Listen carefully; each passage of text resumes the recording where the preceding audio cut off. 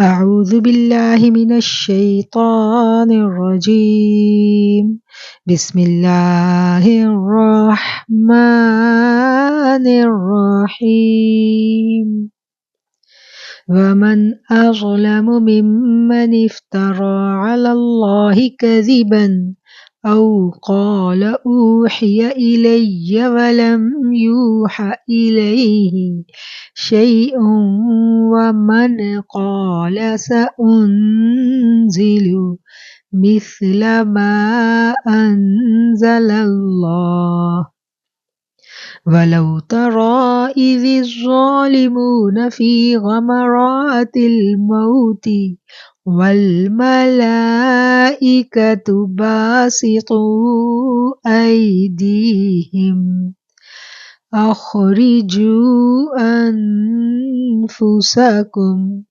اليوم تجزون عذاب الهون بما كنتم تقولون على الله غير الحق وكنتم عن آياته تستكبرون صدق الله العظيم وصدق رسوله النبي الكريم۔ اور کون زیادہ ظالم ہے اس شخص سے جو بہتان باندھے اللہ پر، جھوٹا کہے یا کہے کہ وحی کی گئی ہے میری طرف حالانکہ نہیں بھی وحی کی گئی اس کی طرف کچھ بھی۔ اور کون زیادہ ظالم ہے اس سے جو کہے کہ میں بھی نازل کروں گا ایسا ہی کلام جیسا کلام اللہ نے نازل کیا ہے۔ کاش تم دیکھو جب ظالم موت کی سختیوں میں ہوں گے اور فرشتے ان کی طرف بڑھا رہے ہوں گے اپنے ہاتھ اور انہیں کہیں گے نکالو اپنی جانوں کو، آج تمہیں دیا جائے گا ذلت کا عذاب اس وجہ سے کہ تم اللہ تعالی پر بہتان لگاتے تھے ناحق اور تم اس کی آیتوں کو ماننے سے تکبر کیا کرتے تھے۔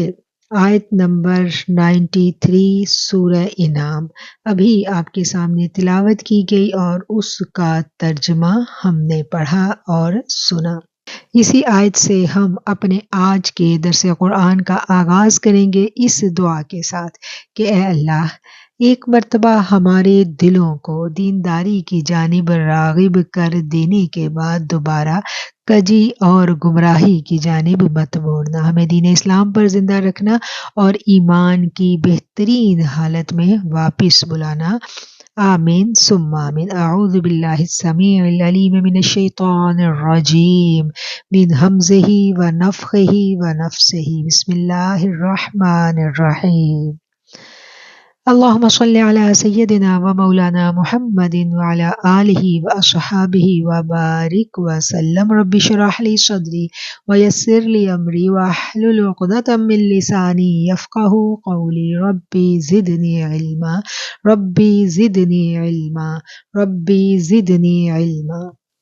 ومن اظلم ممن افترى علی اللہ کذبا، اور اس سے زیادہ ظالم کون ہے جو اللہ پر بہتان باندھے، جو اللہ پر جھوٹ باندھے، اس سے زیادہ ظالم کون ہے؟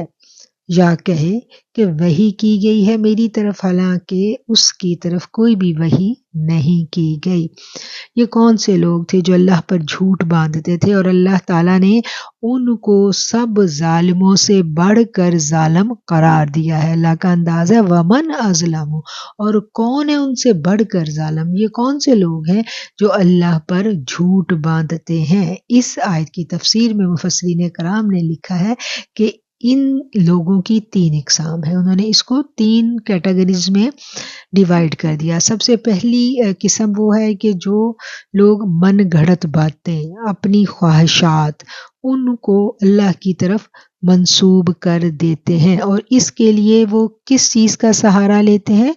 اس کے لیے وہ قرآن کی من مانی تشریحات کرتے ہیں اور اپنے رسم و رواج کو اللہ اور رسول اللہ صلی اللہ علیہ وسلم کی جانب منسوب کر کے اپنے نفس کو خوش کرنے کے لیے معاشرے میں گمراہی پھیلاتے ہیں۔ یہ وہ علماء سو ہیں جو خود بھی گمراہ ہوتے ہیں اور دوسروں کو بھی گمراہ کرتے ہیں۔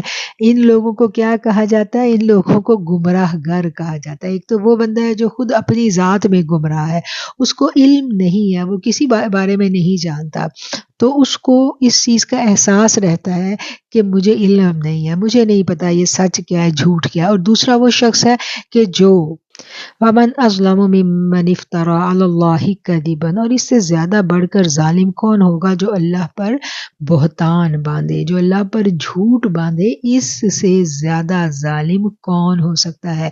اللہ کا سوالیہ انداز ہے، اور اس آیت سے ہمیں پتہ چلتا ہے کہ اللہ پر بھی جھوٹ باندھا جا سکتا ہے۔ اللہ پر کیسے جھوٹ باندھا جا سکتا ہے؟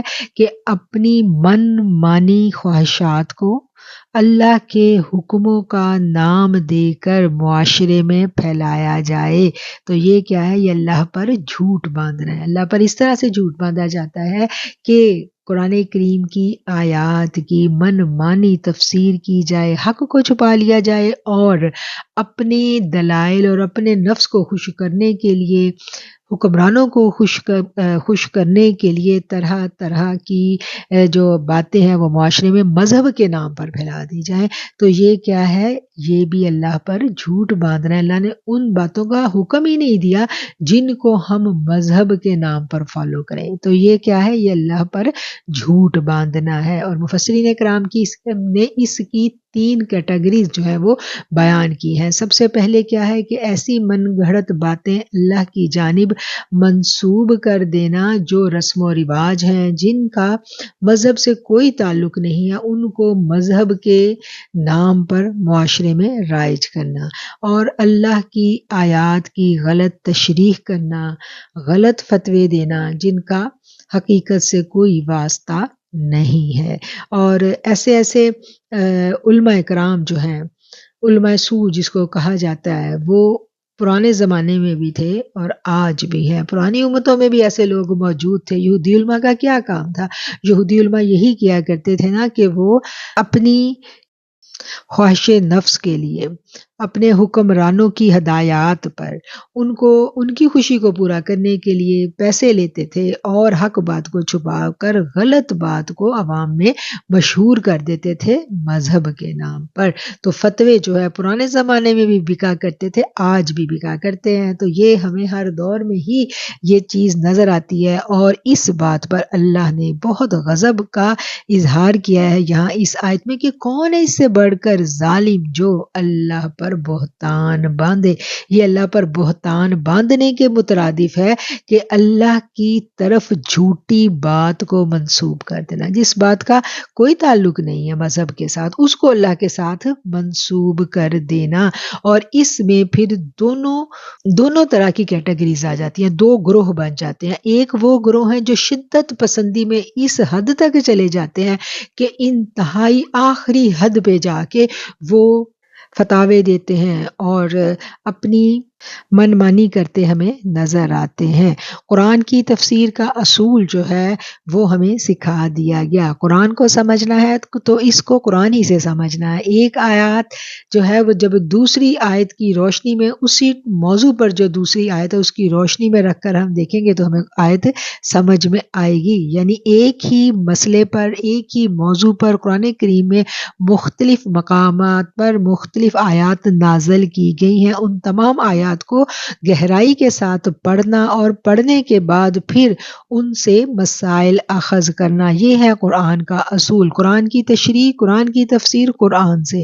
دوسرا کیا ہے؟ قرآن کی تفسیر احادیث سے۔ نبی کریم صلی اللہ علیہ وسلم قرآن کی جیتی جاگتی تفسیر ہے۔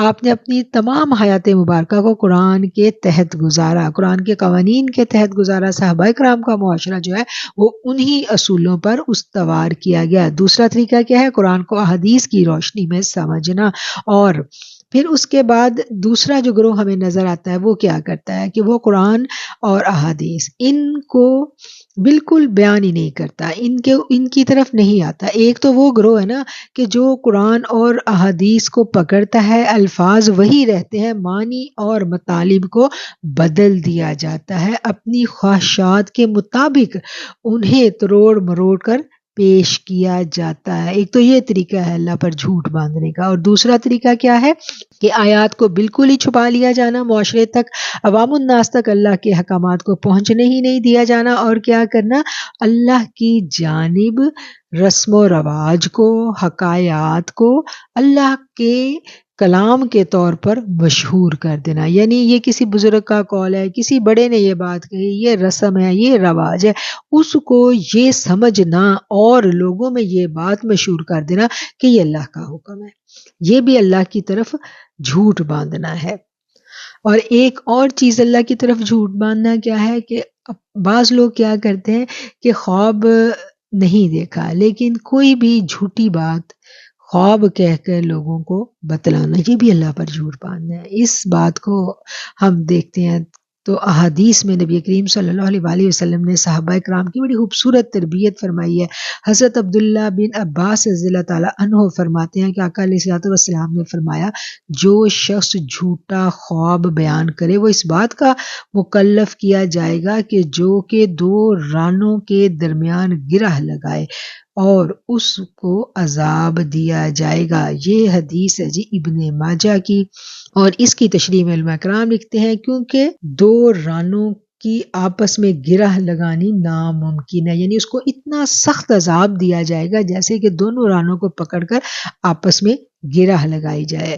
بیداری میں جاگتے ہوئے بھی جھوٹ بولنا ہر حالت میں گناہ ہے، لیکن خواب میں جھوٹ بولنا اس سے بھی سخت گناہ ہے۔ خواب جو ہے ان کو نبوت کے مبشرات کہا جاتا ہے، بس اس میں جھوٹ بولنا گویا اللہ تعالیٰ پر جھوٹ باندھنا ہے۔ خواب جو ہے وہ اللہ کی طرف سے ایک پیغام ہوتا ہے۔ انشاءاللہ ہم خواب کی حقانیت پر ایک الگ سے اپنا سیشن کریں گے اپنی تربیتی نشست میں، کسی دن خواب اور الہام پر ہم ڈیٹیل کے ساتھ گفتگو کریں گے، لیکن یہاں میں ضمناً عرض کرتی چلوں کہ اگر کسی شخص نے خواب میں کچھ دیکھا اور اس نے اس خواب کو تروڑ مروڑ کر کسی اور رنگ میں لوگوں کے اندر اپنی واہ واہ کروانے کے لیے یا لوگوں کو گمراہ کرنے کے لیے یا اپنی کسی نفسانی خواہش کی تسکین کے لیے لوگوں میں اس کو بیان کیا تو اس کا بہت سخت گناہ ہے،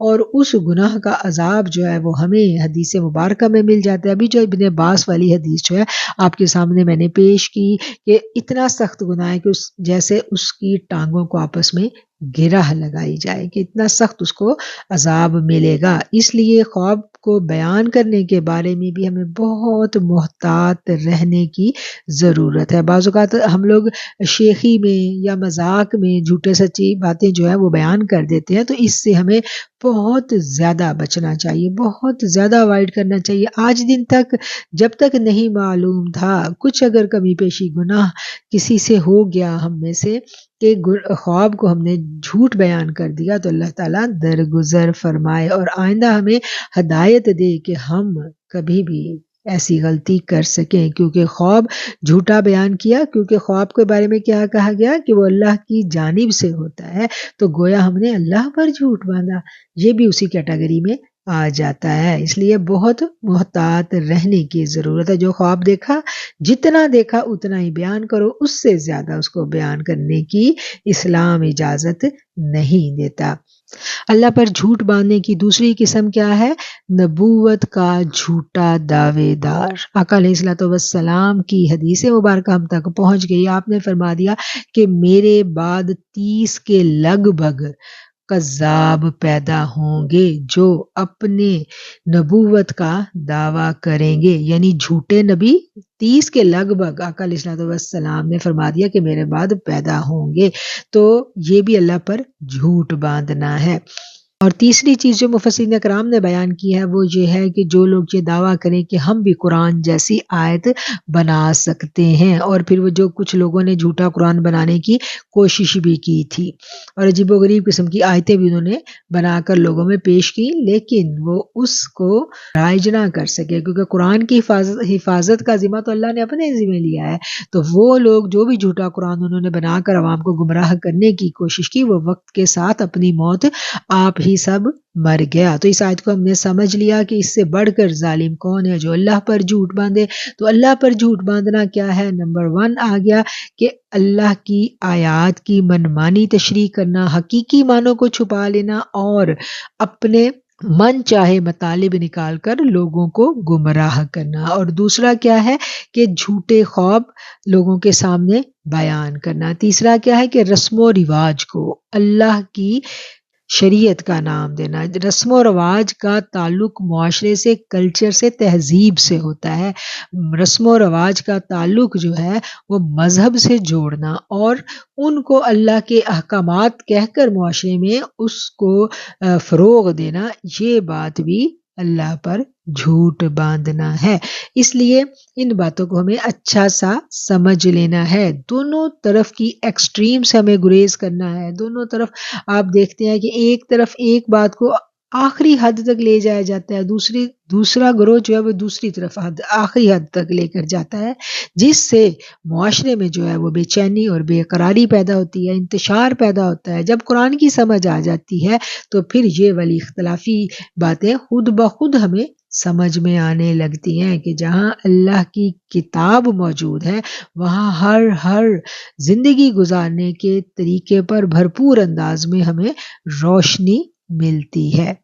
اور اس سے بڑھ کر ظالم کون ہے جو اللہ پر بہتان باندھے یا کہے کہ میری طرف وحی کی گئی ہے حالانکہ اس پر کچھ بھی وحی نہیں کیا گیا۔ وَمَنْ قَالَ سَأُنزِلَ مِثْلَ مَا أَنزَلَ اللَّهُ، اور اس سے بڑھ کر ظالم کون ہے جو کہے کہ میں بھی نازل کروں گا ایسا ہی کلام جیسے نازل کیا ہے اللہ نے۔ اس چیز کو بھی ہم سمجھ چکے ہیں۔ وَلَوْ تَرَى، کاش کہ تم دیکھو، اِذِ الظَّالِمُونَ، ظالم لوگوں کو، فی غمرات الموت، موت کی سختیوں میں، والملائکۃ، اور فرشتے بڑھا رہے ہوں گے، باسطو ایدیہم، والملائکۃ باسطو ایدیہم، والملائکۃ باسطو ایدیہم، اور فرشتے بڑھا رہے ہوں گے ان کی جانب اپنے ہاتھ۔ اخرجو انفسکم، نکالو اپنی جانوں کو، الیوم تجزون عذاب الہون بما کنتم تقولون علی اللہ غیر الحق وکنتم عن آیاتہ تستکبرون۔ آج تمہیں دیا جائے گا ذلت کا عذاب اس وجہ سے کہ تم بہتان لگاتے تھے اللہ تعالیٰ پر ناحق، اور تم اس کی آیات کو ماننے سے تکبر کیا کرتے تھے۔ آیت کے ابتدائی حصے میں کہا گیا کہ اس سے بڑھ کر ظالم کون جو اللہ پر جھوٹ باندھے۔ اب ان ظالموں کی موت کا منظر اللہ بیان کر رہا ہے۔ جب تک ان کو مہلت ہے وہ اپنی نافرمانیوں میں سرگرداں رہیں گے۔ اللہ نے ان کو مہلت کا ٹائم دیا کہ دیکھو ہدایت بھی تمہارے سامنے ہے اور سرکشی کی راہ بھی کھلی ہے۔ یہ نہیں ہے کہ سرکشی کی، نافرمانی کی راہیں اللہ بند کر دیتا، اللہ بند نہیں کرتا، اللہ موقع دیتا ہے۔ مرضی ہے تو آؤ میری طرف، حق کو پہچانو اور میرے پاس آ جاؤ، میرے رستے، میرے بتائے ہوئے رستے، میرے رسول اللہ صلی اللہ علیہ وسلم کے بتائے ہوئے طریقے پر چل پڑو۔ اور اگر تمہیں اپنے خواہشات نفس پر چلنا ہے تو جاؤ، رستے کھلے ہیں۔ لیکن جب بلاوے کا ٹائم آئے گا، مہلت کا وقت ختم ہو جائے گا، تو پھر ان پر فرشتے جو ہیں وہ مسلط کیسے کیے جائیں گے؟ موت کے فرشتے ان کو ماریں گے، ان کی طرف اپنے ہاتھ بڑھائیں گے اور ان سے کہیں گے کہ اب اپنی جانوں کو نکالو۔ ان پر موت کی بے ہوشیاں طاری ہوں گی، گویا کہ نزا کے عالم کی سختی جو ہے اس کو یہاں بیان کیا جا رہا ہے۔ اللہم اعنا علی غمرات الموت و سکرات الموت۔ آقا علیہ الصلوۃ والسلام نے ہمیں یہ دعا مانگنی سکھائی ہے کہ موت کا وقت بڑا مشکل وقت ہے، ہمیں اللہ سے یہ دعا مانگتے رہنا چاہیے کہ اللہ تو ہمیں آسانیوں والی موت دینا، اور موت کی سختی اور موت کی بے ہوشیوں سے ہمیں بچا لینا۔ ان کی اذیتناک موت کا یہاں پر ذکر کیا گیا ہے۔ حضرت ابو ہریرہ رضی اللہ تعالیٰ عنہ فرماتے ہیں کہ مرتے وقت کافر کی روح کو کہا جائے گا کہ اس کے بدن سے نکلو، اس حال میں کہ تم خود بھی اس مفارقت پر ناراض ہو اور تمہارا خدا بھی تم پر ناراض ہے، نکلو عذاب الہی کی سختیوں کی طرف۔ یا ایتھا النفس الخبیثۃ اخرجی ساخطۃ مسخوطۃ علیک الی عذاب اللہ۔ اگرچہ جسم سے روح کو ملک الموت نکالے گا، لیکن اس وقت انہیں یہ کہا جائے گا۔ یہ اقتباس آپ کو پڑھ کے سنایا گیا تفسیر قرطبی سے۔ تو گویا اللہ تعالیٰ کی آیات سے جو انکار کرتا ہے، اور انکار کس وجہ سے کرتا ہے، وَكُنْتُمْ عَنْ آیَاتِهِ تَسْتَكْبِرُونَ، تم اللہ کی آیتوں کو ماننے سے تکبر کیا کرتے تھے، اس لیے وہ انکار کرتے تھے کہ وہ تکبر کرتے تھے، اپنے آپ کو بڑا اعلیٰ اور بڑا ذہین و فطین سمجھتے تھے، اللہ کی باتوں پر، اللہ کی آیات پر غور و فکر نہیں کرتے تھے، بلکہ کیا کرتے تھے کہ اللہ پر جھوٹ باندھ دیتے تھے۔ تو پھر ایسے لوگوں کے بارے میں قرآن نے اس آیت میں بہت کھول کر بیان کر دیا، اس لیے ہمیں اپنی گفتگو میں بہت زیادہ محتاط رہنے کی ضرورت ہے۔ کبھی کبھی ہم عادتاً بھی جھوٹ بول جاتے ہیں، تو ہمیں اپنی اصلاح کی ضرورت ہے کہ یہ عادتاً جھوٹ بھی نہ بولیں، جھوٹی خوابیں کسی کو امپریس کرنے کے لیے یا اپنی شان بڑھانے کے لیے ہم بیان کرنے سے گریز کریں۔ بہت سخت وعید ہے جھوٹی خواب کو بیان کرنے کی۔ کیوں؟ کیونکہ جھوٹی خواب بیان کرنے والا دراصل اللہ پر جھوٹ باندھ رہا ہوتا ہے۔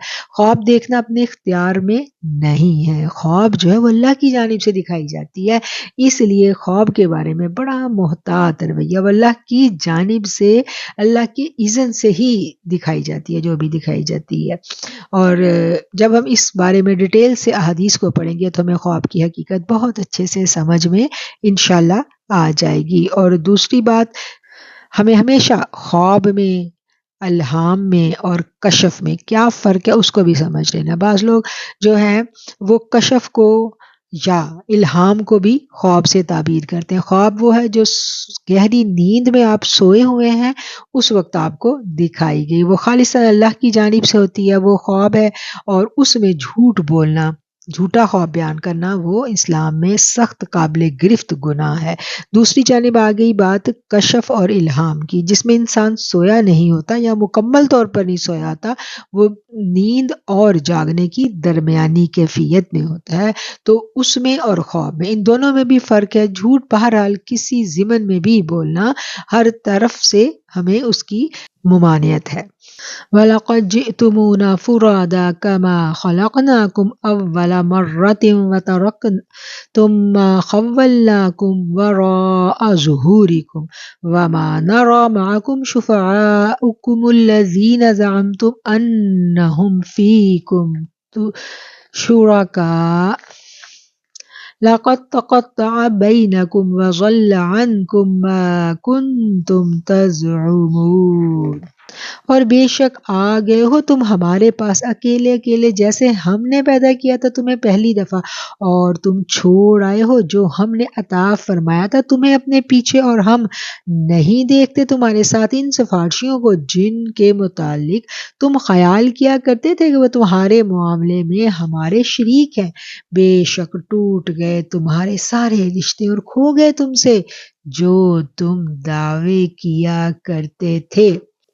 اللہ تعالیٰ نے ہر انسان کو اکیلے پیدا کیا، واحد، اور اسی بات کا یہاں پر اللہ ذکر فرما رہے ہیں۔ اور بے شک آگے تم ہمارے پاس اکیلے اکیلے، جیسے ہم نے تمہیں پیدا کیا تھا پہلی مرتبہ۔ سب سے پہلے اللہ تعالیٰ نے کس کو پیدا کیا؟ حضرت آدم علیہ السلام کو پیدا کیا، اکیلا پیدا کیا۔ تمام ارواح کو پیدا کیا۔ ہر روح اپنی ذات میں واحد ہے، کوئی روح جو ہے وہ کسی کے ساتھ ٹوین میں نہیں ہے، ہر روح اکیلی ہے، اس کی اکیلی ہی شناخت ہے، اور ہر روح نے اکیلے واپس جانا ہے، قبر میں بھی اکیلے ہی ہونا ہے، اور اس دنیا میں بھی ہم دیکھیں کہ جو ایک فرد ہے اکیلا دنیا میں آیا ہے، اپنے حصے کا درد اس نے اکیلے ہی سہنا ہے، جو اس کو درد ہے وہ چیخے گا، چلائے گا، کسی کو مدد کے لیے پکارے گا،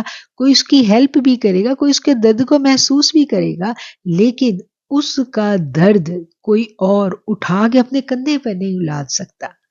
سگی ماں بھی اپنی بیٹی کا درد اپنے سینے پہ نہیں سہ سکتی۔ جب ہم درد ذہ کو ہی لے لیں، جب اس درد میں عورت ہوتی ہے تو کیسے تڑپ رہی ہوتی ہے، اور اس سے زیادہ اس کی ماں تڑپ رہی ہوتی ہے، اور وہ ماں کا جی چاہ رہا ہوتا ہے کہ کسی طریقے سے میں اپنی بیٹی کی پینز لے لوں اور میری بیٹی کو ریلیف مل جائے اور یہ آسانی میں آ جائے، لیکن ایسا نہیں ہوتا۔ ہر جان نے اپنے حصے کی مشقت خود ہی اٹھانی ہے۔ جب جان کنی کا وقت آنا ہے تو اس وقت بھی سانس جب اکھڑنے کا ٹائم آنا ہے تو وہ وقت بھی انسان کا تنہا ہی ہے۔ یہ تنہائی کا سفر ہے، تنہا ہی ہم نے گزارنا ہے۔ یہ سب دھوکہ ہے، ارد گرد جو کچھ ہم دیکھتے ہیں یہ سب دھوکہ ہے۔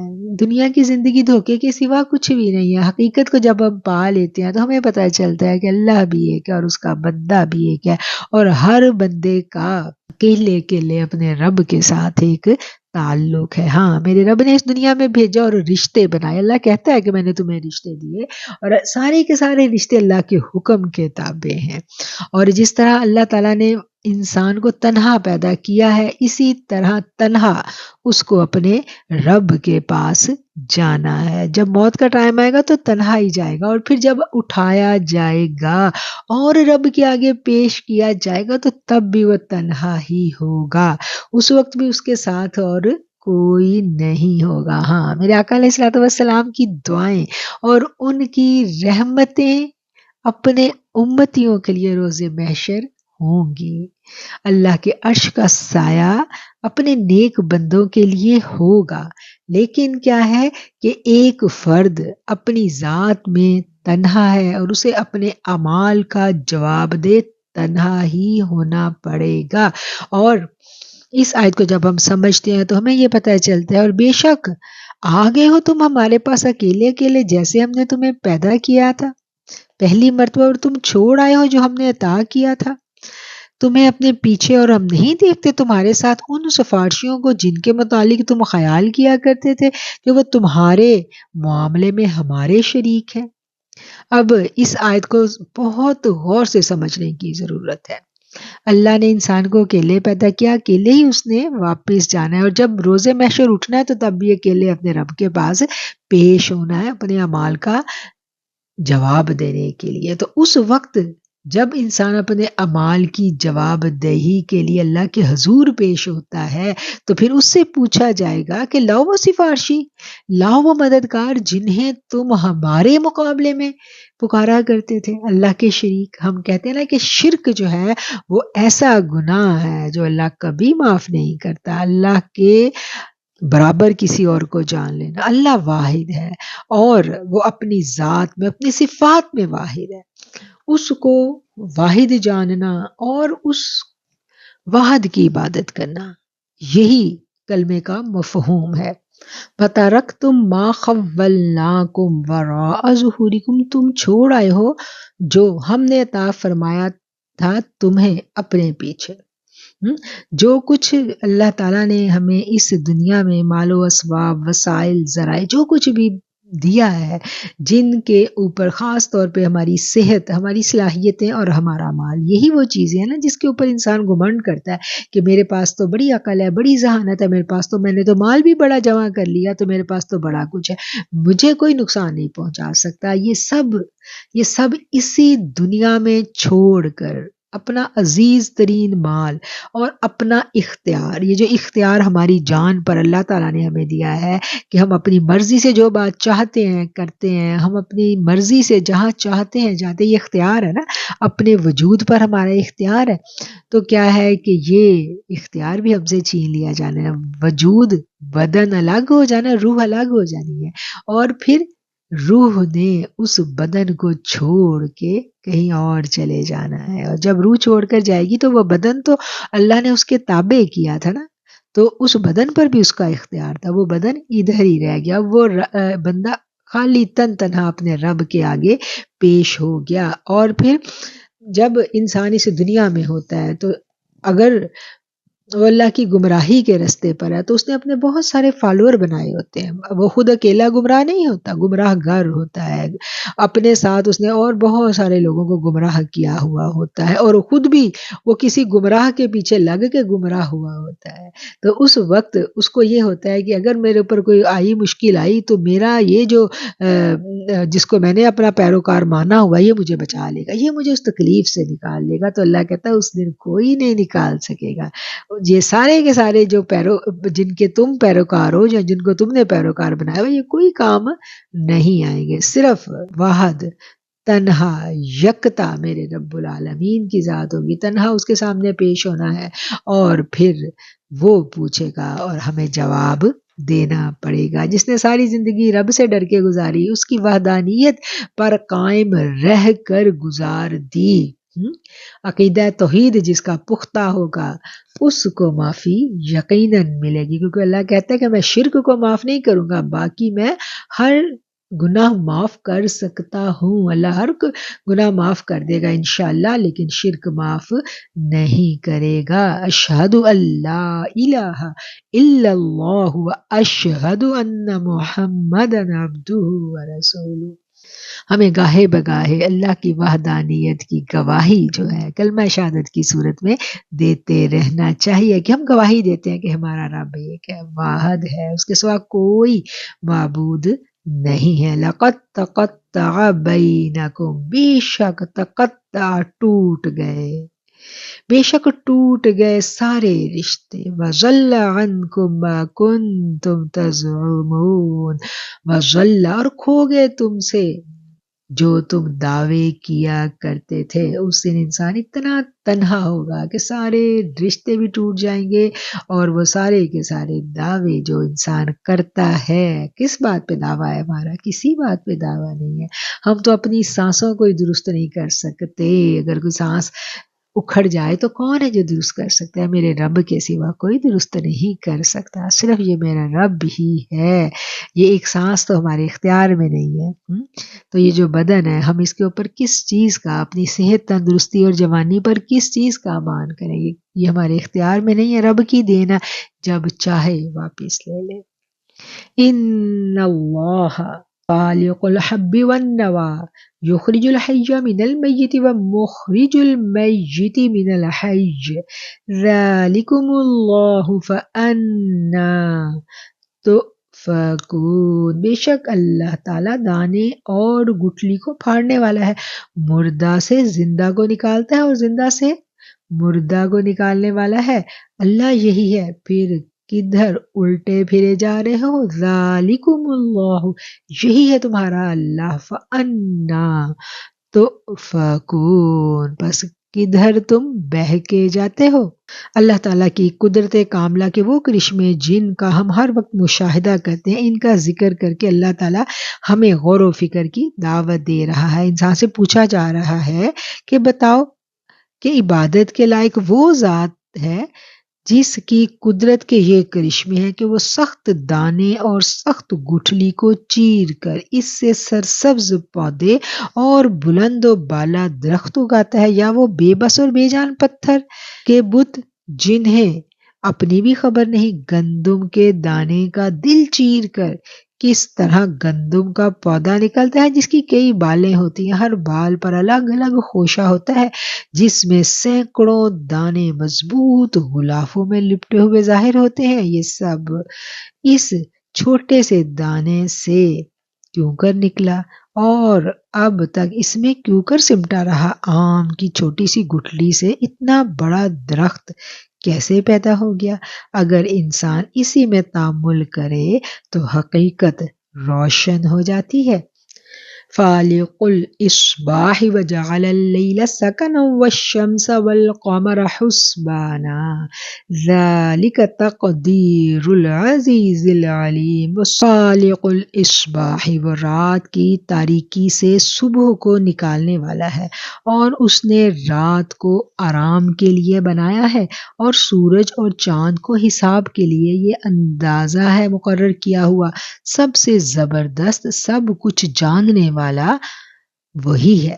ذالک تقدیر العزیز العلیم، یہ اندازہ ہے بہت زبردست، بہت علم والے کا۔ اللہ کی شان قدرت جو ہے وہ یہاں بیان کی جا رہی ہے۔ پچھلی آیت میں کہا گیا کہ وہ گٹھلی کے دانے میں سے، گٹھلی کتنی سخت ہوتی ہے، اس کو کیسے اللہ پھاڑتا ہے اور پھر اس میں سے پودا نکلتا ہے، پھر اس میں اللہ تعالیٰ دوبارہ نئے پھل لگاتا ہے۔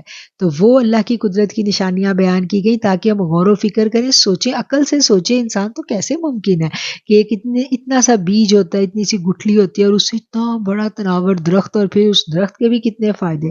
تو یہ عقل مندوں کے لیے یہ اللہ نے نشانیاں پیش کی۔ اور یہاں اللہ کہتا ہے کہ اللہ تعالیٰ نے صبح کو بنایا۔ صبح کو کیسے بنایا کہ صبح جو ہے وہ رات کی تاریکی میں سے نمودار ہوتی ہے۔ جب ہم صبح کا نظارہ دیکھتے ہیں، اندھیرا چھایا ہوا ہوتا ہے، اور پھر ایک آسمان کے کونے سے، جس کو پو پھٹنا کہتے ہیں، دھیرے دھیرے روشنی نمودار ہوتی ہے، اور پھر وہ روشنی آسمانوں پہ پھیلتی ہے، پھر سورج نکلتا ہے۔ تو یہ سب اللہ کی قدرت کی نشانیاں ہیں، جن پر جب ہم غور و فکر کرتے ہیں تو ہمیں پتہ چلتا ہے کہ ان تمام نشانیوں کے پیچھے کوئی ہے جو نظام ہستی چلا رہا ہے۔ اور پھر رات کو بنایا، پورے کا پورا دن اللہ نے بنایا، سورج نکلتا ہے، دھیرے دھیرے اوپر بلند ہوتا ہے، پوری دنیا کو روشن کرتا ہے، اور پھر سورج غروب ہو جاتا ہے، تمام دنیا والے اپنے کام نپٹاتے ہیں، جسم بھی تھک جاتے ہیں، پھر اندھیرا چھا جاتا ہے، اور اندھیرا جاتا ہے، اور اندھیرے میں کیا ہے کہ انسان سکون پاتا ہے، سو جاتا ہے۔ رات کو اللہ نے آرام کے لیے بنایا، اور یہ جو شمس اور قمر ہے، سورج اور چاند، یہ اللہ کیا کہتے ہیں، ان کو میں نے حساب کے لیے یہ اندازہ مقرر کیا ہوا ہے۔ آپ دیکھیں کہ وقت کا اندازہ، ماہ و سال کا اندازہ، چاند سے ہم مہینے کا معلوم کرتے ہیں۔ جب پوچھا گیا تھا چاند کے بارے میں تو کیا تھا کہ وقت کا معلوم کرنا، مہینے جو ہیں، ہر مہینے نیا چاند نکلتا ہے، 30 دن پورے ہوتے ہیں۔ تو یہ سارے کے سارے اللہ نے اپنے جو قدرت کے کارخانے میں یہ جو نشانیاں ہیں یہ انسانوں کے لیے پیش کی ہیں۔ جب ہم غور و فکر کرتے ہیں تو ہمیں سمجھ آتی ہے کہ یہ سب اندازے میرے رب نے ہمارے لیے مقرر کیے ہیں تاکہ ہم اللہ کی قدرت کی نشانیاں دیکھ کر اللہ کی جستجو میں لگ جائیں، اس کی عبادت میں لگ جائیں، اس کو جاننے میں لگ جائیں کہ وہ کہاں ہے۔ وَهُوَ الَّذِي جَعَلَ لَكُمُ النُّجُومَ لِتَهْتَدُوا بِهَا فِي ظُلُمَاتِ الْبَرِّ وَالْبَحْرِ قَدْ فَصَّلْنَا الْآيَاتِ لِقَوْمٍ يَعْلَمُونَ، اور اسی نے تمہارے لیے ستارے بنائے ہیں تاکہ ان کے ذریعے جنگل اور دریا کے اندھیروں میں راستہ معلوم کر سکو۔ بے شک ہم نے کھول کر نشانیاں بیان کر دی ہیں ان لوگوں کے لیے جو جانتے ہیں۔ اس آیت میں بھی قدرت کی نشانیاں ہیں۔ پرانے وقتوں میں جب لوگ سفر کیا کرتے تھے تو ستاروں سے ہی رستے معلوم کیا کرتے تھے۔ اللہ نے جو ستارے بنائے ہیں نہ صرف یہ روشنی دیتے ہیں دنیا والوں کو، جہان والوں کو روشنی مہیا کرتے ہیں، بلکہ اس کے ذریعے لوگ جو ہے اندھیروں میں رستہ بھی معلوم کیا کرتے تھے۔ اور جو بحری سفر کرتے، جنگلوں میں سفر کرتے تو وہ ستاروں کے حساب سے اپنی منزل کا تعین کیا کرتے تھے۔ اللہ کہتا ہے قد فصلنا الآیات، بے شک ہم نے کھول کر بیان کر دی اپنی آیتیں، لقوم یعلمون، ان لوگوں کے لیے جو جانتے ہیں۔ وَهُوَ الَّذِي أَنشَأَكُم مِّن نَّفْسٍ وَاحِدَةٍ فَمُسْتَقَرٌّ وَمُسْتَوْدَعٌ قَدْ فَصَّلْنَا الْآيَاتِ لِقَوْمٍ يَفْقَهُونَ، اور وہی اللہ ہے جس نے ایک شخص سے تم سب کو پیدا کیا، پھر ایک تو تمہارا ٹھکانہ ہے اور ایک امانت رکھے جانے کی جگہ۔ قد فصلنا، بے شک ہم نے کھول کھول کر بیان کر دی اپنی نشانیاں، لقوم یفقہون، ان لوگوں کے لیے جو سوچتے ہیں، جو تفکر کرتے ہیں، ان کے لیے اللہ کہتا ہے میں نے اپنی نشانیاں کھول کھول کر بیان کر دی۔ وہی ہے اللہ جس نے پیدا کیا ہے تم کو نفس واحد سے، نفس واحد سے پیدا کرنا، اور پھر اس کے ٹھہرنے کی جگہ اور ایک امانت رکھے جانے کی جگہ۔ فَمُسْتَقَرٌّ وَمُسْتَوْدَعٌ، فَمُسْتَقَرٌّ وَمُسْتَوْدَعٌ، یہ دو الفاظ آئے ہیں ان الفاظ کو پہلے ہم لغت کے حوالے سے ان کے معنی کو سمجھنے کی کوشش کرتے ہیں تاکہ اس آیت کو ہم اچھا سا سمجھ سکیں۔ مستقر کا معنی ہے قرار پکڑنے کی جگہ۔ مستودع کہتے ہیں اس جگہ کو جہاں کوئی چیز بطور امانت رکھی جائے۔ فمستقر کا معنی کیا ہے؟ قرار پکڑنا، کسی جگہ پہ رک جانا، ٹھہر جانا۔ اور مستودع کس کو کہتے ہیں؟ جہاں پر کوئی چیز بطور امانت رکھی جائے۔ مفسرین نے مستقرم سے مراد ماں کا شکم کہا ہے۔ اب جو تفسیر کرنے والے ہیں وہ کہتے ہیں کہ اس آیت میں مستقرن سے مراد کیا ہے؟ ماں کا شکم۔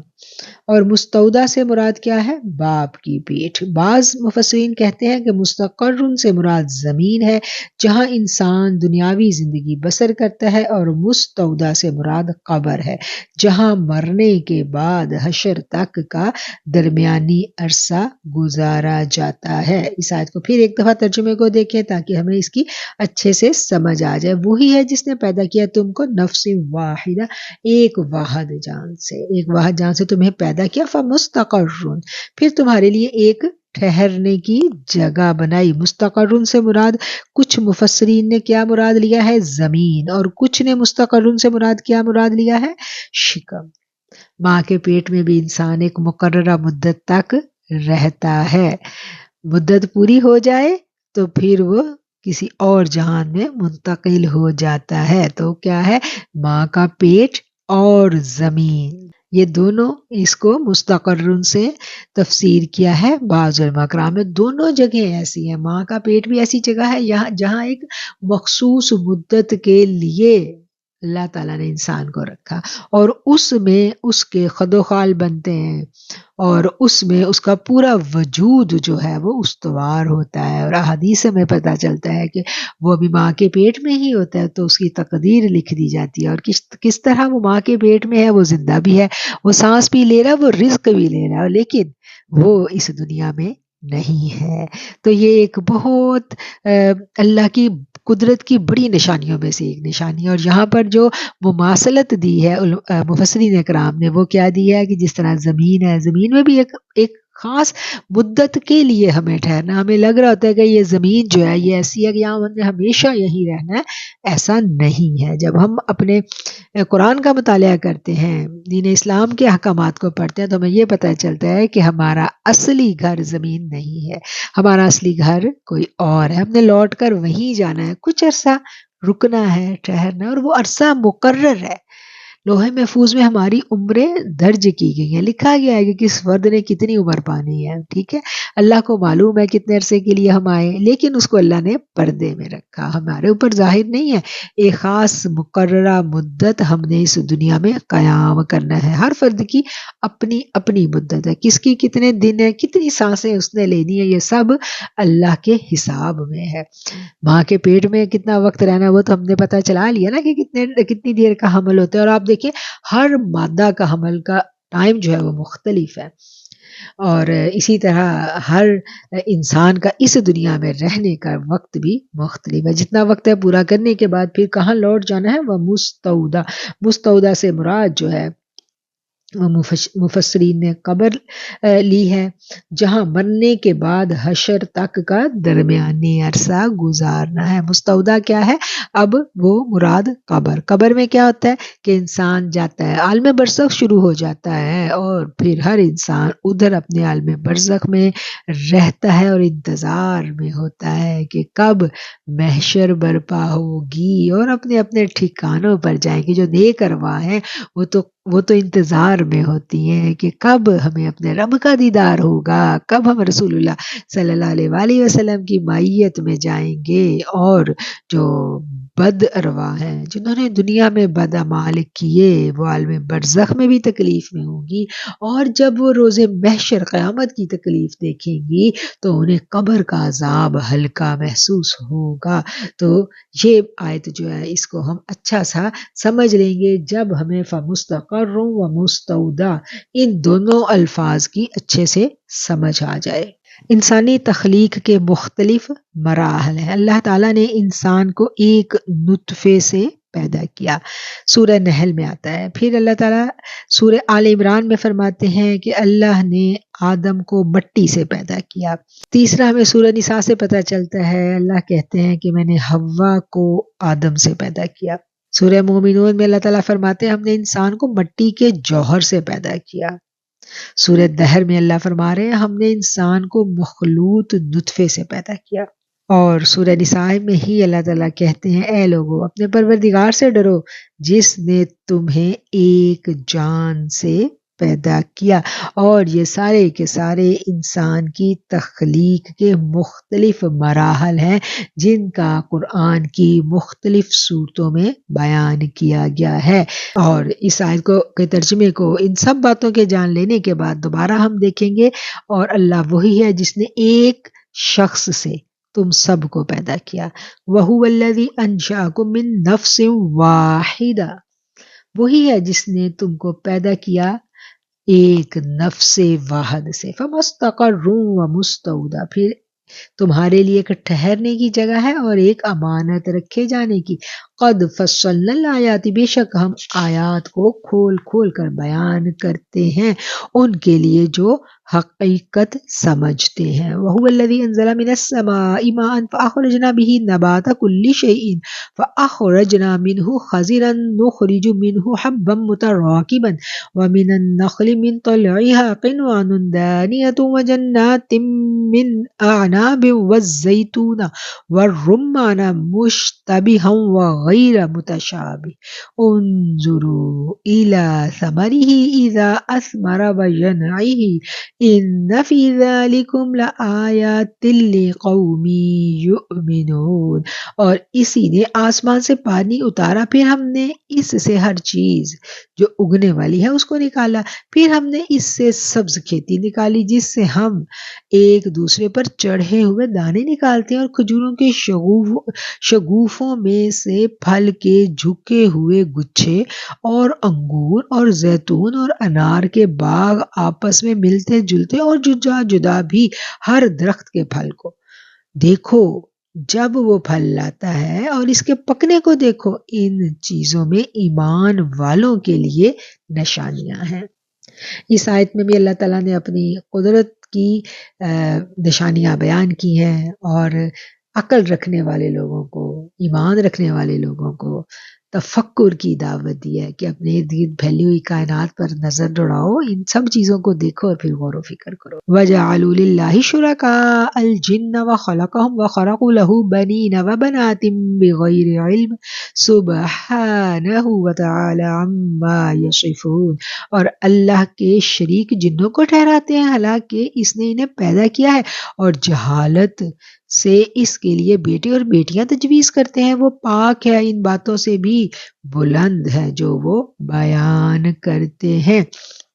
وَجَعَلُوا، اور ٹھہراتے ہیں اللہ کے لیے شریک، کس کو؟ جنوں کو۔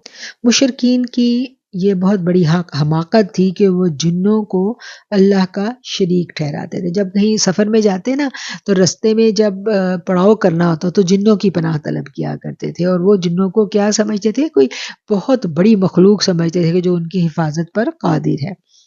اور اس کے علاوہ انہوں نے جنوں کو اللہ کی بیٹے اور بیٹیاں بھی قرار دے لیا ہوا تھا۔ ایسی خرافات تھیں جن میں اہل عرب کے علاوہ اور قومیں بھی مبتلا تھیں۔ عیسیٰ علیہ السلام کو اور بعض یہود حضرت عزیر علیہ السلام کو خدا کا بیٹا، اور مشرکین عرب فرشتوں کو اللہ کی بیٹیاں یقین کیا کرتے تھے۔ کہیں وہ جنوں کو اپنا معبود جانتے، کہیں جنوں کا اللہ سے تعلق جوڑتے، کہیں وہ پیغمبروں کو نعوذ باللہ اللہ کا بیٹا قرار دیتے، اور کہیں وہ فرشتوں کو اللہ کی بیٹیاں قرار دیتے تھے۔ تو یہ ساری کی ساری جو عادت بد تھی، یہ اس دور کی مختلف قوموں کا امتیاز تھی۔ ایک قوم تھی جو پیغمبروں پر ایمان لے آئی، اللہ کو پیغمبروں کے ساتھ جو ہے وہ تعلق میں انہوں نے باندھ دیا کہ یہ جو پیغمبر ہے یہ اللہ کا بیٹا ہے، جیسے نعوذ باللہ حضرت عیسیٰ کو حضرت عزیر کے بارے میں، حضرت عیسیٰ کے بارے میں، حضرت عزیر کے بارے میں ان کے ہاں باتیں مشہور تھی، اور کہیں وہ جنوں کو اللہ کا شریک ٹھہراتے تھے، کہیں فرشتوں کو اللہ کی بیٹیاں قرار دیتے تھے۔ تو یہ ساری کی ساری باتیں جو ہیں اس معاشرے میں عام تھی، رائج تھی، اور اللہ تعالیٰ کیا کہتا ہے سبحانہ وتعالی عما یصفون، اور اللہ تعالیٰ تو پاک ہے اور بلند ہے ان ساری باتوں سے جو وہ بیان کرتے ہیں۔ اللہ کون ہے؟ اللہ بدیع السماوات والارض، اللہ تو وہ ہے جس نے آسمانوں اور زمین کو از سر نو پیدا کیا ہے۔ انا یکون لہ ولد ولم تکن لہ صاحبۃ وخلق کل شیء وہو بکل شیء علیم، موجود ہے آسمانوں کا اور زمین کا، کیوں کر ہو سکتا ہے اس کا کوئی لڑکا؟ حالانکہ نہیں ہے اس کی کوئی بیوی، اور پیدا فرمایا اس نے ہر چیز کو، اور وہ ہر چیز کو اچھی طرح جاننے والا ہے۔ اللہ کی وحدانیت کا اس آیت میں بہت اللہ تعالیٰ خوبصورتی کے ساتھ بیان کر رہا ہے کہ تم اللہ کے بیٹے بیٹیاں جو لوگوں کو کبھی فرشتوں کو قرار دیتے ہو بیٹیاں، کبھی جنوں کو بیٹے قرار دیتے ہو، کبھی پیغمبروں کو اللہ کا بیٹا قرار دے رہے ہو، تو اللہ کی تو کوئی بیوی نہیں ہے، وہ تو واحد ہے۔ وَلَمْ تَكُن لَّهُ صَاحِبَةٌ، تو اس کی تو کوئی بیوی نہیں ہے، اس کی تو کوئی جورو ہی نہیں ہے۔ وَخَلَقَ كُلِّ شَيْءٍ، اور اس نے پیدا فرمایا ہر چیز کو، اور وہ ہر چیز کا پیدا کرنے والا ہے اور ہر چیز کا علم رکھنے والا ہے۔ وَهُوَ بِكُلِّ شَيْءٍ عَلِيمٌ، اور وہ ہر چیز کا علم رکھنے والا ہے۔ ذَلِكُمُ اللَّهُ رَبُّكُمْ لَا إِلَٰهَ إِلَّا هُوَ خَالِقُ كُلِّ شَيْءٍ فَاعْبُدُوهُ وَهُوَ عَلَىٰ كُلِّ شَيْءٍ وَكِيلٌ، یہی اللہ تمہارا رب ہے، اس کے سوا کوئی معبود نہیں، ہر چیز کا پیدا کرنے والا ہے، بس اسی کی عبادت کرو، اور وہ ہر چیز کا کارساز ہے۔ لا تدرکہ الابصار وہو یدرک الابصار وہو اللطیف الخبیر، اسے نہیں گھیر سکتی آنکھیں، اور وہ گھیرے ہوئے ہے سب نظروں کو، اور وہ بڑا باریک بین ہے، پوری طرح باخبر ہے۔ یہ جو آیت نمبر ہے جی 103، یہ آیت بھی بہت اچھے سے سمجھنے والی آیت ہے۔ لا تدرکہ الابصار، اس آیت کو ہم اچھا سا سمجھ لیں تو ہمارے بہت سارے ابہام جو ہیں وہ دور ہو جائیں گے، کیونکہ یہ وہ آیت ہے جس کی مختلف مکاتب فکر میں علماء کرام نے مختلف انداز میں تشریح کی ہے، اور ایک مکتبہ فکر دوسرے مکتبہ فکر کے آمنے سامنے آ جاتا ہے۔ مطلب یہ کہ یہ اختلافی مسائل میں جو استدلال لیا جاتا ہے جن آیات سے، ان میں سے ایک آیت یہ بھی ہے۔ اس بات کو سمجھ لیں کہ ہمارے ہاں ہمارے معاشرے میں مختلف مکاتب فکر کے لوگ ہیں جو ایک آیت کو ایک انداز میں سمجھ کر اس پر استدلال دیتے ہیں، اور دوسرے جو لوگ ہیں وہ کسی اور انداز میں اس سے استدلال لیتے ہیں، اور پھر یہ اختلاف جو ہے اتنا بڑھا دیا جاتا ہے کہ دونوں آمنے سامنے ایک مخالفت کا ماحول پیدا کر دیتے ہیں۔ اس آیت کو جب ہم سمجھیں گے تو ہمیں واقعہ معراج میں بھی جانا پڑے گا، اور طور پر بھی جانا پڑے گا حضرت موسیٰ علیہ السلام کے پاس۔ تو آئیے اس آیت پر ہم تھوڑا سا غور و فکر کرتے ہیں۔ لا تدرکہ الابصار، نہیں پا سکتی اس کو، ابصار کس کو کہتے ہیں؟ نگاہیں، کہ آنکھوں سے نگاہوں سے ہم اپنے رب کا احاطہ نہیں کر سکتے۔ وَهُوَ يُدْرِكُ الْأَبْصَارَ، اور وہ پا لیتا ہے ہماری نگاہوں کو، اس کو ہماری نظریں گھیر نہیں سکتی، لیکن وہ گھیرے ہوئے ہے سب کی نظروں کو، نہیں گھیرا جا سکتا، نہیں احاطہ کیا جا سکتا، نہیں پا سکتی اس کو نگاہیں۔ کس کو؟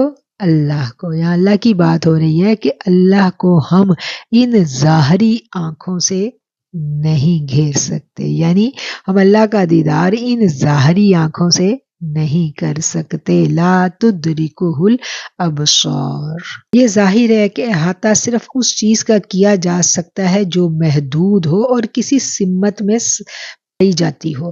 اللہ تعالیٰ کی ذات لامحدود ہے۔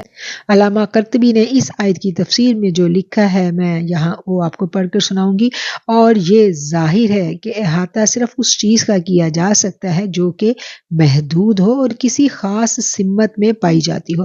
اللہ تعالیٰ کی ذات نہ تو محدود ہے اور نہ ہی کسی خاص جہت میں موجود ہے، اس لیے اس کا احاطہ کرنا ناممکن ہے۔ ہاں، دنیا کی اور ہر چیز کی کتنی بڑی سے بڑی ہی وہ کیوں نہ ہو، اس کا کوئی گوشہ اللہ کے علم محیط سے باہر نہیں ہے۔ ایک گروہ اس آیت سے یہ اخذ کرتا ہے کہ اللہ کا دیدار اس دنیا میں اور آخرت میں یعنی دونوں جہانوں میں ناممکن ہے، کیونکہ اللہ نے کہہ دیا کہ مجھے تو آنکھیں دیکھ ہی نہیں سکتی، لا تدرکہ الابصار یعنی گھیر ہی نہیں سکتی، احاطہ ہی نہیں کر سکتی میری ذات کا آنکھیں۔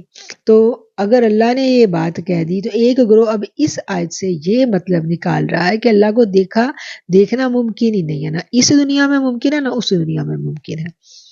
لیکن ان کا یہ تصور غلط ہے، کیونکہ قرآن کی دوسری آیت صاف بتا رہی ہے کہ قیامت کے دن مومنین کو دیدار الہی ہوگا۔ وجوہ یومئذ ناظرہ الی ربها ناظرہ، بعض چہرے اس روز شگفتہ ہوں گے اور اپنے رب کی طرف دیکھ رہے ہوں گے۔ سورہ قیامہ کی آیت ہے۔ جو لوگ اس آیت سے یہ استدلال لیتے ہیں کہ اللہ کو دیکھنا ممکن ہی نہیں ہے، کیونکہ اللہ نے کہہ دیا لا تدرکہ الابصار، اللہ کو دیکھنا ممکن ہی نہیں ہے، تو وہ کہتے ہیں کہ اللہ کو دیکھنا ممکن ہی نہیں ہے، اس جہان میں بھی ممکن نہیں ہے، اس جہان میں بھی ممکن نہیں ہے، دونوں جہانوں میں ممکن نہیں ہے۔ تو اب اس بات کو قرآن کی دوسری آیت کی روشنی میں جب ہم دیکھیں تو ہمیں پتہ چلتا ہے کہ یہ بات درست نہیں ہے۔ سورہ قیامہ میں اللہ نے واضح کہہ دیا کہ وجوہ یومئذ ناظرہ الی ربہا ناظرہ، بعض چہرے اس روز شگفتہ ہوں گے اور اپنے رب کی طرف الی ربہا، اپنے رب کی طرف دیکھ رہے ہوں گے۔ اور اگر یہ محال عقلی ہو تو موسیٰ علیہ السلام کبھی دیدار کا سوال ہی نہ کرتے، کیونکہ نبی کی شان میں یہ بعید ہے کہ ایسی بات کا سوال کرے کہ جو محال ہو۔ یعنی موسیٰ علیہ السلام نے جو دیکھنے کا، دیدار کا جو ارادہ تھا، جو خواہش تھی، اس کا اللہ کے سامنے اظہار کیا نا کہ اللہ میں تجھے دیکھنا چاہتا ہوں۔ تو نبی کی یہ شان نہیں ہے کہ ناممکن کا وہ ارادہ کرے، یہ ممکن تھا تو تبھی تو انہوں نے اس خواہش کا اظہار کیا۔ نیز احادیث صحیحہ اور علماء امت کے اقوال سے ثابت ہے کہ معراج کی رات اللہ تعالیٰ نے اپنے محبوب مکرم محمد مصطفیٰ صلی اللہ علیہ وآلہ وسلم کو اپنے دیدار سے مشرف فرمایا۔ مروان نے حضرت ابو ہریرہ سے پوچھا ہل رأى محمد ربہ، کیا مصطفیٰ علیہ السلام صلی اللہ علیہ وآلہ وسلم نے اللہ تعالیٰ کو دیکھا؟ انہوں نے جواب دیا فقال نعم۔ تو حضرت ابو ہریرہ فرماتے ہیں کہ حضرت ابن عباس کا بھی یہی قول ہے۔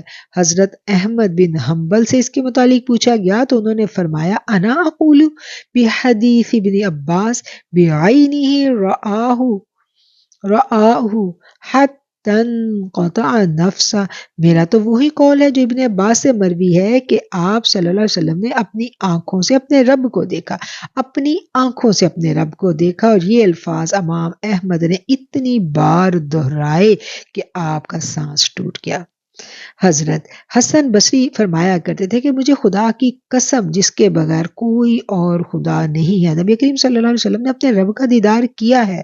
اگر کوئی شخص مصر ہو کہ یہ آیت میں ادرک کا معنی دیکھنا ہی ہے تو اس کا جواب بھی علماء کرام نے دیا ہے۔ عام نگاہیں اللہ تعالیٰ کو نہیں دیکھ سکتی، ہاں جب اللہ تعالیٰ کسی کو اپنے دیدار سے مشرف کرنا چاہتا ہے تو اس میں ایسی قوت پیدا کر دیتا ہے جس سے وہ دیدار کر سکتا ہے، جیسے نبی کریم صلی اللہ علیہ وآلہ وسلم۔ بصائر بصیرت کی جمع ہے جس کے معنی جسم کے لیے بینائی ہے، اسی طرح نفس و روح کے لیے بصیرت، یعنی بصارت کا مطلب کیا ہے؟ بینائی، اور بصیرت کیا ہے؟ روح کی بینائی۔ اور یہاں اس سے مراد روشن دلیلیں ہیں۔ اس آیت کا مقصد یہ ہوا کہ تمہاری ہدایت اور رہنمائی کے لیے روشن دلیلیں آ گئی ہیں۔ اگر تم ان روشنی میں چلو گے تو اس میں تمہارا ذاتی فائدہ ہے، کیونکہ اس طرح دین اور دنیا کی عزتوں سے سرفراز کیے جاؤ گے، اور اگر آنکھیں بند رکھو گے تو خود ہی ہلاکت کے گڑھے میں جا گرو گے۔ اب مفسرین کرام کے یہ اقوال پڑھنے کے بعد میرا خیال ہے کہ اس آیت کی ہمیں بہت اچھے سے سمجھ آ جاتی ہے کہ لا تدرکہ الابصار وہو یدرک الابصار، اسے آنکھیں دیکھ نہیں سکتی اور وہ آنکھوں کو دیکھ سکتا ہے۔ اس سے کیا مراد ہے؟ کیسے اللہ کا دیدار ممکن ہے اور کیسے ممکن نہیں ہے۔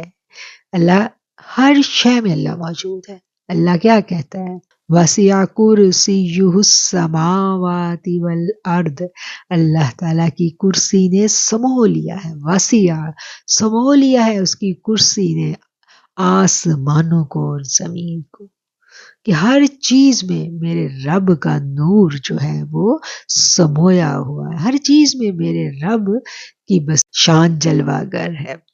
اب جدھر ہم دیکھیں، جہاں دیکھیں، رب کی قدرت کو ہم دیکھ سکتے ہیں، اور کھلی اکھیوں سے ہم رب کا دیدار کیسے کر سکتے ہیں اور کیسے رب کا دیدار نہیں کیا جاتا، بصر میں اور بصیرت میں کیا فرق ہے، یہ ساری کی ساری باتیں ابھی ہم نے سمجھی۔ اور جو ایک ابہام پایا جاتا ہے دو گروہوں کے درمیان، کہ ایک گروہ کہتا ہے کہ نبی کریم صلی اللہ علیہ وآلہ وسلم نے معراج کی شب اللہ کا دیدار کیا، اور دوسرا گروہ یہ کہتا ہے کہ نہیں کیا۔ دونوں کے پاس استدلال کے لیے احادیث صحیحہ موجود ہیں۔ اب ایک طرف حضرت عائشہ والی حدیث ہے اور دوسری طرف ابن عباس والی حدیث ہے، اور مفسرین کرام نے ابن عباس والی حدیث کو زیادہ ویٹیج دی ہے، کیونکہ حضرت عائشہ رضی اللہ تعالیٰ عنہ واقعہ معراج کے وقت جو تھی ان کی عمر بہت کم تھی، اور اگر ایک بیوی جو ہے اس کو کسی شوہر کی کسی بات کے متعلق، شوہر کے کسی گزشتہ راز کے متعلق معلوم نہیں ہے، وہ خبر اس تک پہنچی ہی نہیں ہے، تو وہ کیا کہے گی؟ تو اس کا کیا انداز ہوگا بیان کا؟ تو یہاں پر وہی انداز حضرت عائشہ رضی اللہ تعالیٰ عنہ کا ہے، اور وہ صحابہ جو آپ کے قربت میں تھے، جو باتیں انہوں نے کہی وہ بھی ہم تک منوعاً احادیث صحیحہ کی صورت میں پہنچ گئے اور ہمارے پاس موجود ہے۔ وَهُوَ اللَّطِيفُ الْخَبِيرُ، اور وہی باریک بین بھی ہے اور خبردار بھی ہے۔ قَدْ جَاءَكُمْ بَصَائِرُ مِن رَبِّكُمْ فَمَنْ أَبْصَرَ فَلِنَفْسِهِ وَمَنْ عَمِيَ فَعَلَيْهَا وَمَا أَنَا عَلَيْكُمْ بِحَفِيظ، تحقیق تمہارے پاس تمہارے رب کی طرف سے نشانیاں آ چکی ہیں، پھر جب جس نے دیکھ لیا تو خود ہی نفع اٹھایا، اور جو اندھا رہا اس نے اپنا ہی نقصان کیا۔ اور وما انا، اور میں تم پر نگہبان نہیں ہوں، وما انا علیکم بحفیظ، اور میں نہیں ہوں تم پر نگران۔ اب اللہ کہتا ہے کہ میں نے اپنی نشانیاں کھول کھول کر تمہارے آگے بیان کر دی ہیں۔ جس کو یہ باتیں سمجھ میں آ گئیں، اللہ کی نشانیوں کو دیکھ لیا، اس نے سمجھ لیا، وہ ایمان لے آیا، تو اس نے اپنا ہی فائدہ کیا۔ اور جو اندھا بنا رہا تو اللہ کیا کہہ رہا ہے؟ اللہ کہتا ہے اب اس پر کوئی نگران نہیں ہے، وہ اس کی اپنی مرضی، اس نے وہ جانتے بوجھتے وہ انکار کر رہا ہے، تو وہ اپنی اس انکاری کا اور اس انکار کرنے کے وبال کا اور اس عذاب کا خود ہی ذمہ دار ہے۔ اللہ کہتا ہے وما انا علیکم بحفیظ۔ اس دارالامتحان میں انسانوں کو موقع دیتا ہے کہ ایمان کے بارے میں کوئی سختی نہیں ہے، ایمان جو ہے وہ خوشی کا سودا ہے، وہ دل کے معنی کا سودا ہے۔ وَكَذَلِكَ نُصَرِّفُ الْآيَاتِ وَلِيَقُولُوا دَرَسْتَ وَلِنُبَيِّنَهُ لِقَوْمٍ يَعْلَمُونَ، اور اسی طرح ہم مختلف طریقوں سے دلائل بیان کرتے ہیں تاکہ وہ کہیں کہ آپ نے کسی سے پڑھا ہے، اور تاکہ ہم سمجھداروں کے لیے واضح کر دیں۔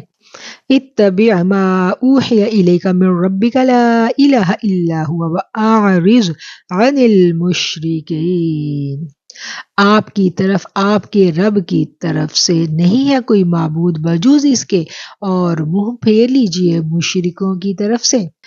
نبی کریم صلی اللہ علیہ وآلہ وسلم جب دعوت کا کام کیا کرتے تھے، لوگوں کے آگے اللہ کا پیغام رکھتے، اور وہ سارے کے سارے آپ کے قبیلے والے، آپ کے شہر والے بچپن کے ساتھی تھے، ان میں سے کچھ تو قبول کرتے اور باقی لوگ جو تھے جب منہ پھیر لیتے تو میرے آقا جو ہیں غمگین ہو جایا کرتے تھے۔ اور اس کیفیت پر اللہ تعالیٰ آپ کو تسلی دیتے ہوئے نظر آتے ہیں، آپ کفار کی گمراہی پر ملول اور غمگین نہ ہوں۔ آپ نے فہمائش کا حق ادا کر دیا اور آپ زیادہ توجہ احکام الہی کی بجا آوری کی طرف دیا کریں۔ وَأَعْرِضْ، اور اعراض برتیے، منہ پھیر لیجئے، عَنِ الْمُشْرِكِينَ، ان مشرکین سے، وَلَوْ شَاءَ اللَّهُ مَا أَشْرَكُوا وَمَا جَعَلْنَاكَ عَلَيْهِمْ حَفِيظًا وَمَا أَنْتَ عَلَيْهِمْ بِوَكِيلٍ، اور اگر اللہ چاہتا تو وہ شرک نہ کرتے، اور ہم نے آپ کو ان پر نگہبان نہیں بنایا، اور آپ ان کے ذمہ دار بھی نہیں ہیں۔ نبی کریم صلی اللہ علیہ وآلہ وسلم جو ہے آپ کا کام کیا تھا؟ پہنچا دینا، اور یہی تبلیغ کا اصول ہے کہ ہمارا کام جو ہے اللہ کے پیغام کو آگے پہنچانا ہے، ڈنڈے سے زبردستی منوانا نہیں ہے۔ جس کے دل کو اللہ تعالیٰ پسند فرما لیتا ہے اور جو اللہ کی طلب اپنے دل میں پاتا ہے تو پھر اس کو ہدایت مل جاتی ہے۔ اللہ تعالیٰ یہاں کہتے ہیں کہ اگر اللہ چاہتا تو وہ شرک ہی نہ کرتے، کیونکہ زبردستی کا سودا نہیں ہے۔ اگر زبردستی اللہ نے کروانا ہوتا تو اللہ ایسا کر دیتا کہ سب ایمان لے آتے، لیکن یہ اللہ کی یہ مشیت نہیں ہے۔ اور پھر آگے نبی کریم صلی اللہ علیہ وسلم کو تسلی دی جا رہی ہے کہ ہم نے آپ کو ان پر نگہبان نہیں بنایا، ہم نے آپ کو ان پر دروغہ بنا کر نہیں بھیجا، اور نہ ہی آپ ان کے ذمہ دار ہیں، یعنی جو بھی وہ کر رہے ہیں آپ ان پر کوئی کارساز نہیں ہے۔ وَلَا تَسُبُّوا الَّذِينَ يَدْعُونَ مِن دُونِ اللَّهِ فَيَسُبُّوا اللَّهَ عَدْوًا بِغَيْرِ عِلْمٍ كَذَلِكَ زَيَّنَّا لِكُلِّ أُمَّةٍ عَمَلَهُمْ ثُمَّ إِلَى رَبِّهِمْ مَرْجِعُهُمْ فَيُنَبِّئُهُم بِمَا كَانُوا يَعْمَلُونَ، اور جن کی یہ اللہ کی سوا پرستش کرتے ہیں انہیں برا مت کہو۔ وَلَا تَسُبُّوا الَّذِينَ، اور تم ان کو برا بھلا مت کہو جن کی یہ اللہ کے سوا پوجا کرتے ہیں، ورنہ وہ بے سمجھی سے زیادتی کر کے اللہ کو برا کہیں گے۔ اس طرح ہر ایک جماعت کی نظر میں اس کے اعمال کو ہم نے آراستہ کر دیا ہے، پھر ان سب کو اپنے رب کی جانب لوٹ کر آنا ہے، تب وہ انہیں بتلائے گا جو کچھ وہ کیا کرتے تھے۔ یہاں اللہ تعالیٰ نے تبلیغ کا ایک اور اصول جو ہے وہ بیان کیا ہے کہ کسی کے جھوٹے خداؤں کو بھی برا بھلا نہیں کہنا، مبادہ ایسا نہ ہو کہ وہ بے سمجھی میں تمہارے سچے خدا کو برا کہتے ہیں، اس لیے کسی کے جھوٹے خدا کو برا مت کہو۔ کذالک زینا، بے شک آراستہ کر دکھائے ہیں ہر گروہ کو اس کے اعمال۔ شیطان جو ہے نا وہ ان کے اعمال ان کو آراستہ کر کے سجا بنا کے دکھاتا ہے کہ دیکھو تم کتنے اچھے کام کرو، یہ شیطان کا کام ہے۔ ثم الی ربہم مرجعہم، پھر تمہیں اپنے رب کی جانب لوٹ کر جانا ہے، اور جب رب کے پاس جائیں گے تو پھر رب بتا دے گا، حق اور سچ اس دن سب واضح ہو جائے گا۔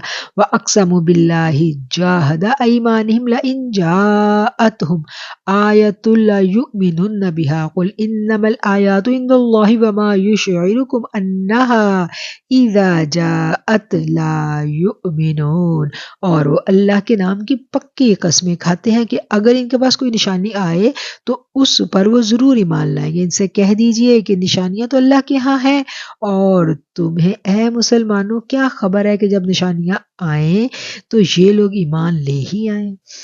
کفار قریش ایک بار نبی کریم صلی اللہ علیہ وسلم کی خدمت اقدس میں حاضر ہوئے اور عرض کی، آپ ہمیں بتاتے ہیں کہ موسیٰ علیہ السلام نے اپنا عصا مار کر پتھر سے پانی کے چشمے جاری کر دیا کرتے تھے، عیسیٰ علیہ السلام مردوں کو زندہ کر دیا کرتے تھے، سمود کے پاس ایک اونٹنی تھی، آپ بھی ہمیں کوئی نشانی دکھائیے تاکہ ہم آپ کی تصدیق کریں۔ حضور صلی اللہ علیہ وسلم نے فرمایا، کون سی نشانی چاہتے ہو؟ کہنے لگے، اگر یہ صفا کی پہاڑی سونے کی بن جائے تو ہم ایمان لے آئیں گے۔ آقا علیہ الصلوۃ والسلام نے دعا کی تو جبریل حاضر ہوئے اور آ کر کہا، اگر آپ چاہیں تو صفا کی پہاڑی ابھی سونے کی بن مان جائے گی، لیکن جس نے اس کے بعد انکار کیا اسے اللہ تعالیٰ پھر ہلاک کر دے گا، یا آپ انہیں اپنے حال پر رہنے دیں تاکہ جس وقت کوئی چاہے تائب ہو جائے اور اسلام کو قبول کر لے۔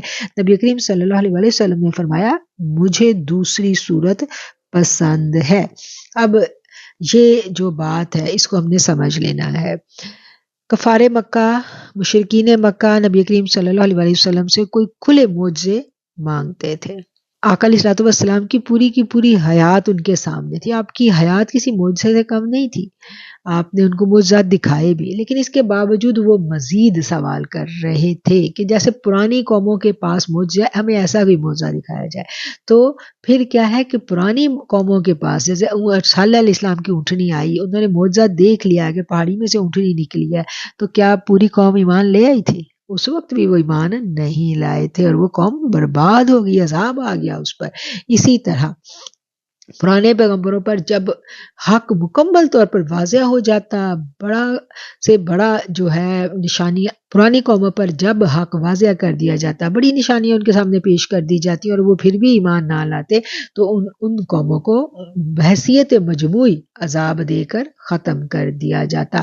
یہاں جب انہوں نے مطالبہ کیا کوہ صفا کو سونے کا بنانے کا، تو میرے رب نے کیا کہا کہ اے نبی اگر آپ چاہتے ہیں تو ہم بنا دیتے ہیں، لیکن پھر اس کے بعد اگر کوئی ایمان نہ لایا تو پھر پورے جو کافر ہیں، پورے کے پورے جو مشرکین ہیں، ان سب کو پھر ختم کر دیا جائے گا کہ اتنی بڑی نشانی دیکھنے کے باوجود بھی یہ ایمان نہ لائے تو سب خلاص، سب ختم۔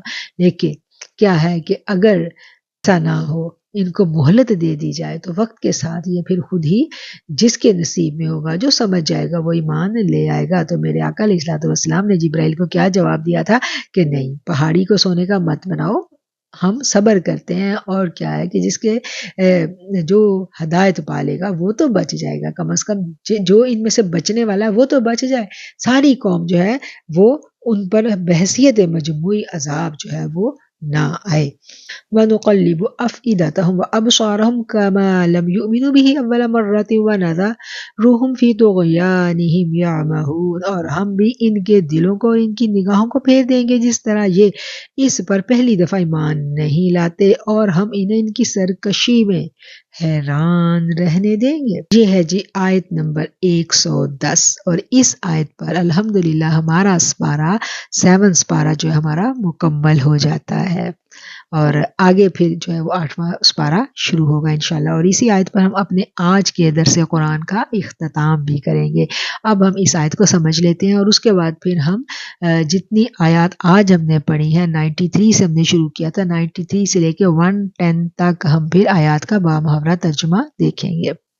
وَنُقَلِّبُ أَفْئِدَتَهُمْ وَأَبْصَارَهُمْ، اور ہم پھیر دیں گے ان کے دلوں کو اور ان کی آنکھوں کو جس طرح وہ نہیں ایمان لائے تھے اس کے ساتھ پہلی مرتبہ، اور ہم چھوڑ دیں گے انہیں اپنی سرکشی میں بھٹکتے ہوئے، اور ہم پھیر دیں گے ان کے دلوں کو، یعنی ان کا یہ کہنا درست نہیں کہ آج تک ہمیں کوئی نشانی اور معجزہ ہی نہیں دکھایا گیا اس لیے ہم ایمان نہیں لاتے، بلکہ انہوں نے قدرت خداوندی کی نشانیاں اور معجزات دیکھے، محض ہٹ دھرمی اور اناد کے باعث انہوں نے اسلام کو قبول نہیں کیا۔ اب بھی یہ معجزہ جب انہیں دکھا دیا جائے گا تو یہ حسب دستور، اگر اب بھی کوئی معجزہ انہیں دکھا دیا جائے گا تو یہ اپنے سابقہ دستور کے مطابق حق کو قبول کرنے پر آمادہ نہیں ہوں گے، اور ہم بطور سزا ان کے دلوں کو حق کی طرف سے پھیر دیں گے،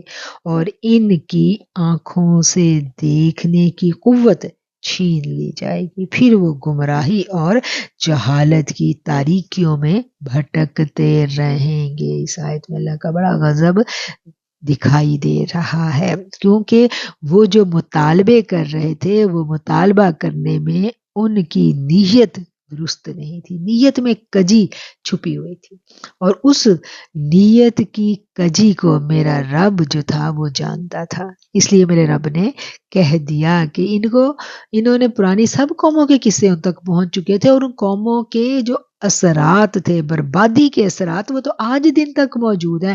یہ وہاں سے گزرا کرتے تھے، قوم سمود اور عاد کے محلات، بنجر ویران زمینیں، وہ اللہ کی عذاب والی سیاہ پہاڑیاں، یہ سب کچھ چیخ چیخ کر بتا رہا تھا کہ اللہ کے جو پیغمبر ہیں وہ سچے ہوتے ہیں، اور پیغمبروں کی نافرمانی کرنے والوں پر اللہ کا قہر اس طرح سے ٹوٹتا ہے۔ وہ سب جانتے تھے، اس کے باوجود وہ ایمان نہیں لاتے تھے۔ وَنُقَلِّبُ أَفْئِدَتَهُمْ، اللہ کہتا ہے کہ پھر ہم پھیر دیں گے ان کے دلوں کو اور ان کی اکھیوں کو، کیونکہ اگر دل میں حق کو پہچاننے کی طلب نہ ہو تو پھر حق اتنا ارزاں نہیں ہے کہ زبردستی کسی کو ٹھونسا جائے، نہیں، اسلام کا یہ قانون نہیں ہے۔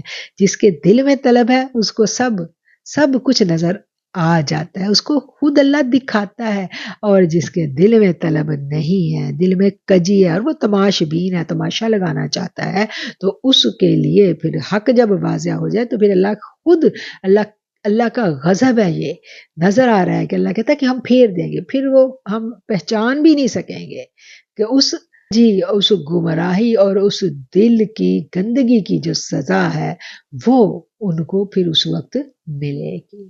تو اس لیے حق کی طلب رکھنے والے کو اپنے دل اور اپنی نیت پر پہرا بٹھانے کی ضرورت ہوتی ہے۔ قیامت والے دن جو ہے وہ پکڑ نیت پر ہوگی۔ اگر نیت درست نہیں ہے، عمل خواہ جتنا مرضی اعلیٰ عمل ہے لیکن نیت درست نہیں تھی تو وہ عمل جو ہے وہ خاک بن کر اڑا دیا جائے گا، نیت کی طرح وہ ہواؤں میں بکھر جائے گا۔ عمل وہی قابل قبول ہوتا ہے جس عمل کے پیچھے نیت نیک ہو، نیت درست ہو۔ تو اللہ تعالیٰ ہمیں ہماری نیتوں کو درست رکھنے کی ہمت اور توفیق عطا فرمائے، اور ہر وقت ہمیں اپنی نیت پر پہرا بٹھانا ہے۔ اپنے دل میں اٹھنے والے وسوسے، دل میں اٹھنے والی کجی، اس کو ہم نے ختم کرنا ہے، اور یہ بڑی سخت ریاضت، جدوجہد اور محنت کے بعد جو ہے نا یہ چیز ہمیں حاصل ہوتی ہے، یہ آسان سفر نہیں ہے۔ صدق اللہ العظیم و صدق رسولہ النبی الکریم۔ اب ہم آیت نمبر 93 سے بامحاورہ ترجمہ دیکھتے ہیں۔ اور اس سے بڑھ کر ظالم کون جو اللہ پر بہتان باندھے یا یہ کہے کہ مجھ پر وحی نازل ہوئی ہے حالانکہ اس پر وحی نہیں اتری، اور جو کہے کہ میں بھی ایسی چیز اتار سکتا ہوں جیسی کہ اللہ نے اتاری۔ اور اگر آپ دیکھو جس وقت ظالم موت کی سختیوں میں ہوں گے اور فرشتے اپنے ہاتھ بڑھانے والے ہوں گے کہ اپنی جانوں کو نکالو، آج تمہیں ذلت کا عذاب ملے گا اس سبب سے کہ تم اللہ پر جھوٹی باتیں کہتے تھے اور اس کی آیتوں کو ماننے سے تکبر کیا کرتے تھے، اور البتہ تم ہمارے پاس ایک ایک ہو کر آ گئے ہو جس طرح ہم نے تمہیں پہلی مرتبہ پیدا کیا تھا، اور جو کچھ ہم نے تمہیں دیا وہ اپنے پیچھے ہی چھوڑ آئے ہو، اور تمہارے ساتھ ان کی سفارش کرنے والوں کو نہیں دیکھتے جنہیں تم خیال کیا کرتے تھے کہ وہ تمہارے معاملے میں شریک ہیں، اور تمہارا آپس میں قطع تعلق ہو گیا، اور جو تم خیال کیا کرتے تھے وہ سب جاتا رہا۔ بے شک اللہ دانے اور گٹھلی کو پھاڑنے والا ہے، اور مردہ کو زندہ سے نکالتا ہے، اور زندہ کو مردہ سے نکالنے والا ہے، اللہ یہی ہے۔ پھر کدھر الٹے پھرے جاتے ہو؟ وہ صبح کو نکالنے والا ہے، اس نے رات کو آرام کے لیے بنایا، اور اسی نے چاند اور سورج کا حساب مقرر کیا، یہ غالب جاننے والے کا اندازہ ہے۔ اور اسی نے تمہارے لیے ستارے بنائے تاکہ اس کے ذریعے سے جنگل اور دریا کے اندھیروں میں راستہ معلوم کر سکو۔ بے شک ہم نے کھول کر نشانیاں بیان کر دی ہیں لوگوں کے لیے جو جانتے ہیں، اور اللہ وہی ہے جس نے ایک شخص سے تم کو پیدا کیا، پھر ایک تو تمہارا ٹھکانہ اور ایک امانت رکھے جانے کی جگہ۔